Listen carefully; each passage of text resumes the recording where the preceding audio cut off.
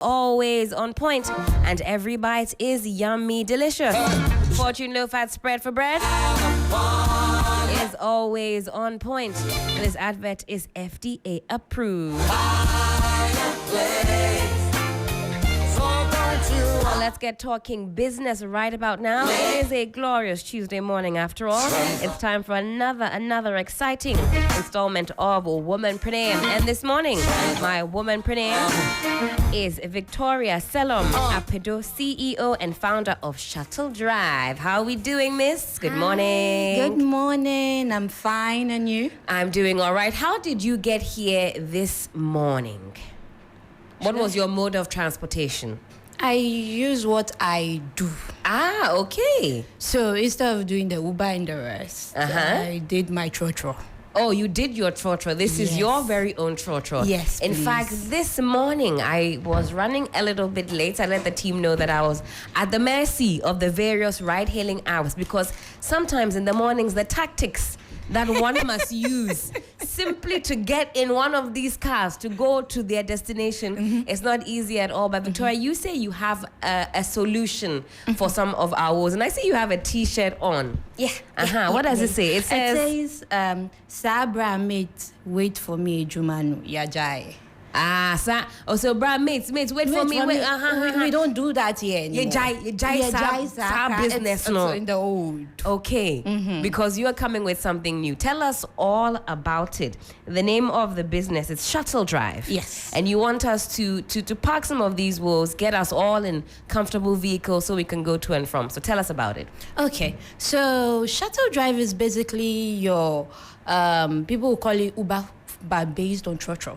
I see. So it's you hail your bus using the web application for now. We don't do mobile application. Okay. So you book your buses. It gives you a seat allocation. You make your payment, and it gives you a pickup point. We don't pick you up from your home. Okay. We pick you up from your regular bus station. Everybody should know about. Okay. So say for Medina, everybody knows Zongo Junction.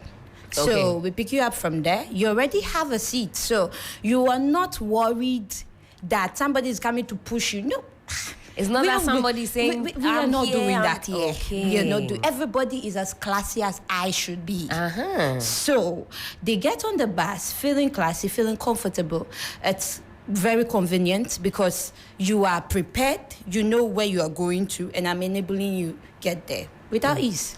I know for a lot of us who are listening, those of us who have to get to work in the morning and fight with rush hour, we often say, and I see it on social media, how convenient would it be if we had systems like in other parts of the world where you know that at 8:15, 9:20, you're getting a bus. All you have to do is be at the bus stop, ready to be picked up. But when did you conceive of the idea of Shuttle Drive? How long ago was this? 6 years ago. 6 years ago? Yes. Okay. What was the process at that time? Was it fueled by this, like you said, that made chairman, or you were tired of that? Not just that. Let's just say, one, we are business people in my house. Okay. And I was doing national service at the time. And I felt I had too much time on my hand because I was a national service teacher. You didn't have students to teach? I had. We closed too early for me. So you had a lot of time on your hands? Yes. Got it. So we closed around somewhere 4. Okay. Someone would say, won't you go home and sleep? I don't really do a lot of sleeping. You don't sleep? I don't know. They say you sleep when you are dead. Exactly. I have plenty problems to solve. Hey. You can't be sleeping like that. You are like the president. He said he's in a hurry. You're also a woman in a hurry. Plenty hurry. So 6 years ago, you thought, okay, I'm doing national service, but I have some time on my hands. And you thought about Shuttle Drive. Yes. I think at the time, I was going out and I saw so many buses on the road. But the road was so small. I remember that was the first time I saw traffic at Adenta. And I was wondering, since when did we start getting traffic here? How do we keep this? Is it by bringing more cars? No, everybody's bringing cars. Why don't we use what we already have on the road to make it better? I saw rickety cars. I saw drivers doing it. I was like, seriously, this is my day every day. So it dawned on me I could draw up a better structure for people to feel comfortable and safe in their box. Because at the time I looked at the box and it was rusty. I was scared. At that time, I don't know what, I've been trotro for a very long time, but I don't know what. You're a trotro expert. I know. I felt like, this is bad. So I started drawing up the plan on the street because we were in traffic for a very long time. I told friends. They were like, wow, that's good. At the time, I was still at UPSA, my final year. We were writing our proposal. So I told them, they said, oh, okay, it's nice. Then National Service started. When National Service started, I had time. After school and teaching, I have to go home.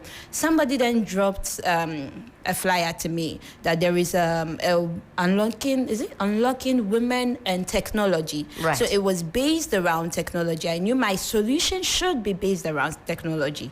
So I applied to the program. Mm-hmm. I went on to the course. At the time, they told me it was for 3 months. So I was like, okay, 3 months is not really a bad deal. Right. We started, we went for classes. At first, when I went there, funny enough, I went there to play. I wanted to go somewhere to go and play. To have fun? Yes. I didn't know it was going to be serious. Till I got to the class, and then women were bringing up ideas. I'm actually a competitive person by nature. Right. So this one is bringing this one. I was like, no, hell no. So these were women who were coming up with bold solutions. Exactly. It inspired you. Exactly. One person was thinking about masons and contractors and the rest. I was like, hey, me, they've told me I'm a woman. I can't be thinking about cement and pongpo. But a woman is bold enough to think of this and want to do an app for it. So my trotro thing there, I can be a mate for all I care, and I will be proud and happy doing it. I pitched my idea. It didn't make sense that much at the time. I see. But the facilitator was amazing. Judith, I would always be glad.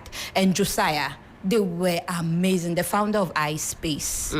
He made my life a living hell with my own business that I brought to him. He was urging you to make sure that it came to reality. Exactly. Josiah everybody would tell you Josiah is that type of person. You would get tired of telling him that you actually had this dream, and it would make you want to work on it.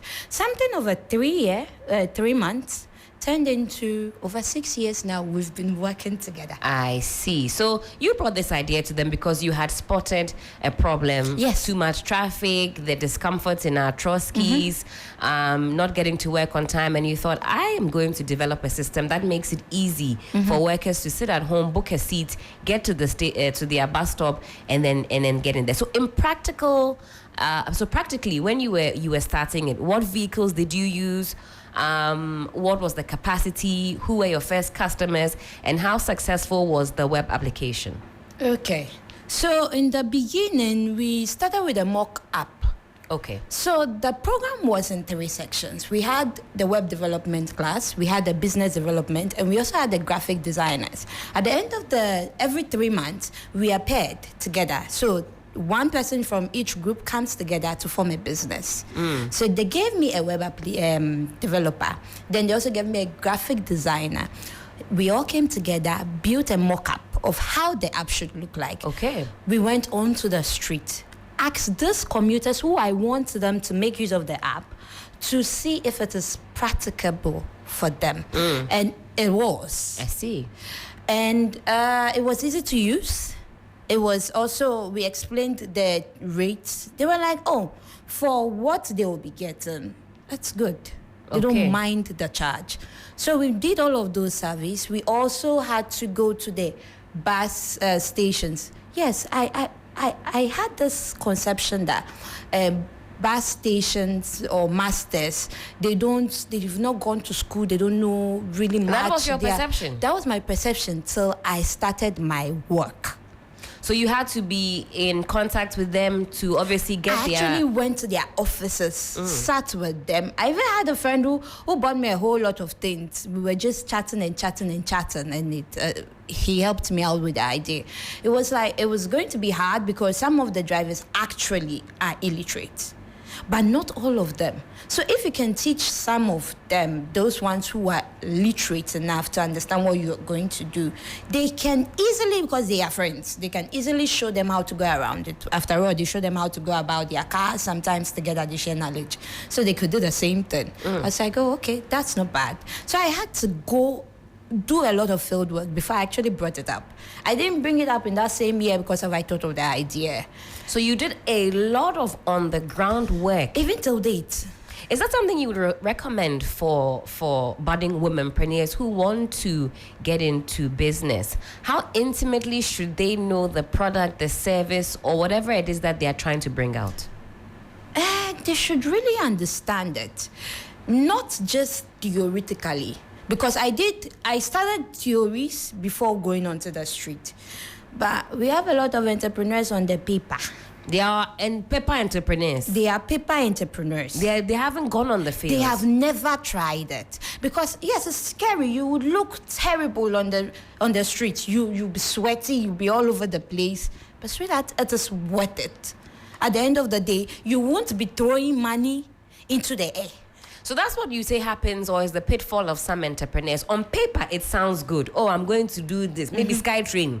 On paper, it sounds like a good idea. But unless you are on the field to really test out whether or not it's feasible, you don't really know. So as it stands now, the year is 2024. Shuttle Drive is live. You guys are in operation. Yes, we are. So today, if I go on the web application and I book myself a seat, I can, make myself available, and Shuttle Drive will pick me. Will pick me up. Are the buses air conditioned? So we have both AC and non-AC. I see. For the AC, comes at a different rate. Okay. For the non-AC, comes at a different rate. Okay. It's all based on your pocket. Someone will tell me, why will you be a bit higher? I'm a bit higher than Trotro, actually. The normal Trotro is on. How much higher? By percentage, if you're able to quantify it, how much higher is Shuttle Drive than, the regular Trotsky? 5 to 15%. 5 to 15%. Yes. Some might say that is reasonable. Reasonable if you are getting comforts, you are getting certainty because you know what time and so on and so forth that the buses will be arriving. How successful is it? It hasn't been a walk in the field. It hasn't been a walk in the field. It hasn't. In the back, it hasn't. It's been crazy. There have been days I've literally cried from Accra to the house. Oh! Yes, because there were no passengers. It wasn't just no passengers. Money has gone into something for the business, right, for commuters to get and use a user-friendly something onto the app, and then it didn't work. What are the pickup locations that you currently have? Currently, we have at Oyarifa. Okay. We do straight from Ibri down to Accra. Okay. So all the bus stops to Accra we have. I see. So you can board in Ibri. Shuttle Drive will bring you down to Accra. Yes. I see. And all along the way, there are designated stops. Yes. So wherever you have booked from, you just go there. Shuttle Drive will come, pick you up. Simple. It's very simple. But not in your house. Not in your house. You have to go to the bus stop and then get in the ride. And not just that, we also have other routes. Okay. So this is for short distance. Short distance is very limited for us because we are still trying to get more people on board. I see. But for long distance, I'll tell you, we are unlimited. We are all over Ghana. So with that one, we don't pick individuals. It's usually a group trip. So maybe corporates who want to go somewhere, they book a shuttle. How many vehicles do you have? Should I tell you, I don't own a bus. How does it work then? If you do not own these buses, you're in partnership then with those who own it. Okay. So for example, a church. A church has a very nice bus. It looks good. It's roadworthy. Everything is okay, safe, because that's one of my priorities I look at. If they want to give us their drivers, because for some reason, some of their drivers are not working. So they are in the church most of the time. I can pick him on board, and then I tell him this and this is how much I have to pay you at the end of the day. Will you do or you will not do? Then you tell me. Simple and short. Yeah. So that's it. In an ideal world, what would Shuttle Drive be doing? How would it be looking? Would you be the foremost, option for commuters looking to go to work and back? And how are you working towards being the #1 bus operator? So in my mind, I wish you were inside. Something tells me I'll be scared if I'm inside your brain. It will blow your mind. I'm already blown away. You're already blowing me away. Have you seen some of those buses online that they have kitchen and bathrooms and everything inside? That's you want my people to come dream. and get ready for work in the bus? Please, Hey, if Victoria, you can. be coming down for us. If you can go on long trips with the bus and be comfortable, not need to even go and book a hotel. Hey. I want to do that. So maybe very soon we'll have hotel on wheels, shuttle hotel. Thank you. We'll go into partnership, Victoria. I like the way your mind is working. Please. But time check, it is some 5 minutes to the top of the hour. Only 5 minutes to go, and we're bidding you farewell. My womanpreneur, Victoria, is here. She's the CEO of Shuttle Drive, and she's attempting to change the way we commute and provide a safer, more convenient option for those who want to get to and fro. It's something that we talk about all the time, Charlie. Getting to work is so difficult. Rates are so expensive. Public transport is not so attractive. I remember when I was in school, people would just drop off so far away from the school because they were a bit shy, of coming in some type of rickety taxi. I think for parents as well, that would be a great alternative to book for your young ones. They have a seat guaranteed. You take them to the bus stop and they're able to go. How have you found doing business in this turbulent economy? Are you also reeling like most of my womanpreneurs? I shed tears every night. Oh, Victoria. Because why are you crying? Unfortunately, most of my cost is fixed than variable. Okay. And unfortunately, most of my cost is in dollars, apart from the buses. Okay. I pay for the web application, right? The renewal and the domain name and the conversion. Today you see it this way, tomorrow you see it this way. I am paying it in Ghana since I don't work in dollars. So for you, that is the biggest That's hurdle. my biggest hurdle. Data services as well. It's nowadays you buy small data. Now even somebody was telling me you buy 3 cities, MTN 3 cities. You can buy 3 million in one day. I've stopped buying the 3 cities. Yes, you have to just try and firm the cost and buy in bulk, because that 3 cities, and funko baby. Me say it's like that, but. I'm saying this with regards to say you should look at and imagine how the data cost is, because the developer will take some amount of data to also do his work. You will have to give him that one. That's right. You would also have to do other kinds of things, petty things. But every day, Cecilia, you go here, they tell you this one has increased. Fuel in so. Yes. You have to pay for the fuel. In fact, yesterday we had a triple whammy or quadruple whammy. So if you are building or cement went up or you're involved in that sector, but also water, electricity, and then fuel also went up just yesterday. So I know for business owners, it's not an easy time at all. But we're wrapping up and saying goodbye on this segment. Victoria, what is that one big tip that you would give to anybody that wants to venture into this type of business where you are using a lot of data, you're involved in technology and so on and so forth? It would pay off if you are diligent enough to work hard and work smart. It would pay off. But in the beginning, you have to work hard, Sha. There's no shortcuts. No, you work hard. You work hard. Before you start working smart. Before you start working smart. It's just a rite of passage. How can we find Shuttle Drive on the socials? Plug us in. Please, because of I like my money coming from everywhere. It's everywhere.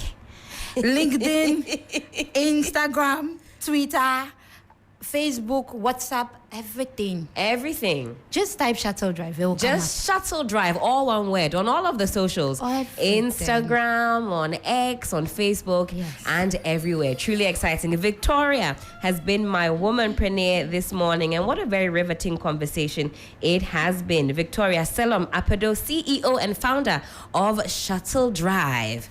Well, very shortly, we'll be getting into the news at 10. Grace is here. Grace, I want to wish you happy birthday. Come. How was your birthday? Happy birthday. Oh, thank you, a belated one. Yes.